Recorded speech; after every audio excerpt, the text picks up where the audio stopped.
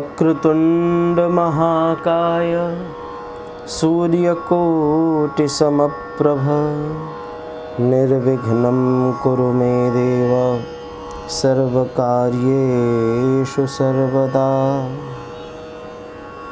कल साधकों के विषय में जो चर्चा हो रही थी उसी विषय को आगे बढ़ाते हुए आज ये समझना आवश्यक है कि साधक को सबसे ज़्यादा महत्वपूर्ण अपने जीवन में किन्हें समझना चाहिए। एक साधक किन किन वस्तुओं को अपना समझे और किन को वह अपना न समझे। देखो, इतना तो सबको पता होता है कि विषय भोग से ही पतन होता है। तो ऐसा क्या करें कि हम विषयों में हमारी आसक्ति न रहे, क्योंकि मन तो हमेशा इंद्रिय के कहने पर ही चलता है और जैसे ही इंद्रियों के कहने पर मन भगा वैसे ही हमें सुख और दुख का अनुभव होने लगेगा। तो हम जब तक किसी से संबंध नहीं जोड़ते, जब तक हम किसी संग्रह करने की लालसा नहीं रखते, तब तक इस सुख दुख का बहुत महत्व नहीं रहता। तो और इतना स्पष्ट है कि कभी भी किसी भी प्रकार के संग्रह और उससे जुड़े भोग से आपको आत्यंतिक सुख नहीं प्राप्त हो सकता। पुरुषः सुख दुखानां भोक्तृत्वे हेतुरुच्यते, अर्थात मनुष्य सुख दुख के भोगने में ही हेतु बनता है और जैसे जैसे उसके संग्रह की इच्छा और संबंध की इच्छा समाप्त होने लगती है वैसे वैसे आत्मिक उत्थान प्रारंभ हो जाता है। तो सर्वप्रथम आप ध्यान रखें कि भोगों से संबंध जन्य जो सुख होता है और संग्रह से जो अभिमान जन्य सुख होता है, इन दोनों से आप अलग अपने आप को समझिए।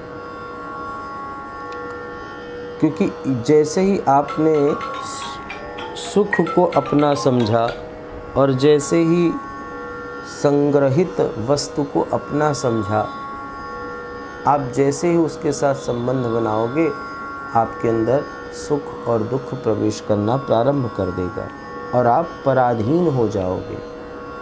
पराधीन सपने हो सुख नाही। पराधीन कैसे?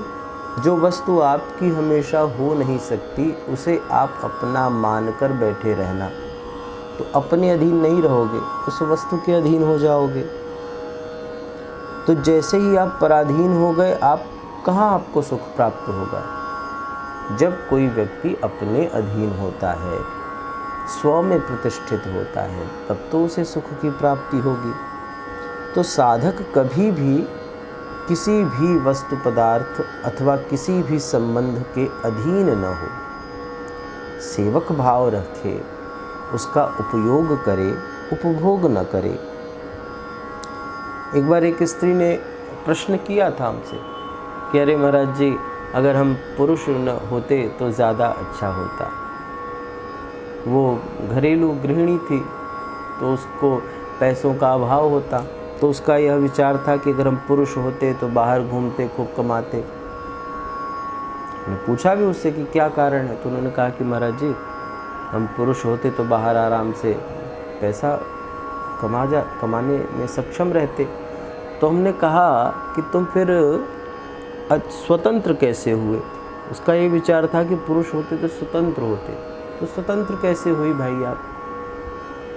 क्योंकि अभी तो आप पुरुष के अधीन हो, वो आपको देता है पैसा, आप उसका सदुपयोग करते हो, जो भी करना चाहते हो। किंतु जब आप पुरुष हो जाते तो बाहर जाते और पैसा कमाते, तब फिर किसी उस धन के अधीन हो जाते। अभी तो आप पुरुष के अधीन हो और फिर आप धन के अधीन हो जाते, तो स्वतंत्र कहाँ हुए? तो ये बताओ, धन स्व हुआ कि पर हुआ? तो उसने कहा महाराज जी, धन तो पर हुआ, अपना तो होता नहीं। तो जैसे ही उसने इस बात को समझा, उसने तुरंत कहा कि जहाँ आप हो वहीं आप स्वतंत्र हो सकते हो। बस उस मन को एक बार नियंत्रित और मन को एक बार भगवान की तरफ मोड़ने की संकल्प को प्रबल कर लेना चाहिए। वो संत कृपा से ही होगा, वो गुरु कृपा से ही होगा। आप अपने मन को, क्योंकि मन का जो स्वरूप होता है वह किसी न किसी अनुशासन से ही ठीक होता है। देखो, दो प्रकार की भावनाएं होती हैं गुरुओं में, एक करुणा और एक कृपा।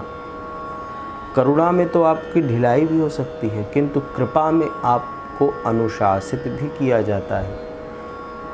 भगवान जब कृपा करते हैं तो सुदर्शन चक्र से भी करते हैं, और पूतना जैसे स्त्री के दूध पी के प्राण भी खींच लेते हैं, शिशुपाल जैसे का सर अलग कर देते हैं। तो ये भगवान का स्वरूप है।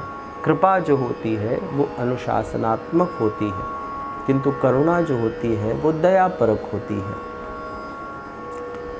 तो हमेशा ध्यान रखना चाहिए कि मंगल जिसमें हो वह कार्य और वह संबंध हमारा उचित होता है, और भगवान से ही संबंध बनाना परम मंगलप्रद होता है। वस्तु पदार्थ प्रतिष्ठाओं से अगर संबंध बना लिया तो आप उलझे रहोगे और पुनरपि जननम पुनरपि इसी चक्र में फंसे रहोगे। तो आत्मिक उत्थान यदि चाहिए तो अभिमानजन्य सुख और संबंधजन्य सुख, इन दोनों से आपको विरक्ति लेनी पड़ेगी। और एक विषय यहाँ अवश्य समझ ले कि अगर आपको संबंध भाव बनाना ही है तो हमेशा अपने माता पिता से बनाइए, क्योंकि अगर माता पिता से संबंध भाव बनाए रहोगे तो पराधीन होते हुए भी स्वतंत्र रहोगे, और अनेकों से आपको संबंध बनाने की आवश्यकता नहीं पड़ेगी। वो संबंध एक ऐसा उत्तम संबंध होता है जिसके निगरानी में रहते हुए भी, अधीन में रहते हुए भी व्यक्ति खूब स्वतंत्र होता है। तो हमेशा ध्यान रखें कि अगर संबंध बनाना ही है तो अपने माता पिता से बनाएं, अधीन रहना ही है तो अपने माता पिता से रहें, भगवान के अधीन रहें, जिसके अधीन रहने पर सारी दुनिया आपके अधीन हो जाएगी, उसके अधीन रहें। मांगना हो तो अपने माता पिता से मांगें, निवेदन करना हो तो अपने भगवान से, अपने गुरु से निवेदन करें। हर एक दर पे जाके झुकना ये कहाँ की बुद्धिमत्ता है। तो आप सभी अगर आत्मोत्थान चाहते हैं तो सर्वप्रथम भगवान की शरण और गुरु की शरण को पक्का मन बना के जाने, और उनकी शरणागति में ही सबका मंगल है, क्योंकि उन्हीं की कृपा से यह मन जिस लिप्सा में पड़ा रहता है उससे उसकी निवृत्ति हो सकती है। गुरु चाहे और संत चाहे तो आपको क्षण मात्र में, दृष्टि मात्र में आपके कर्म बंधनों से आपको मुक्त करके आपका आत्मोत्थान कर सकते हैं। तो उनकी शरणागति ही सबके लिए प्रिय और मंगल होनी चाहिए। ये अपने मन में धारणा बनाएं और इस संदेश का अनुपालन करें।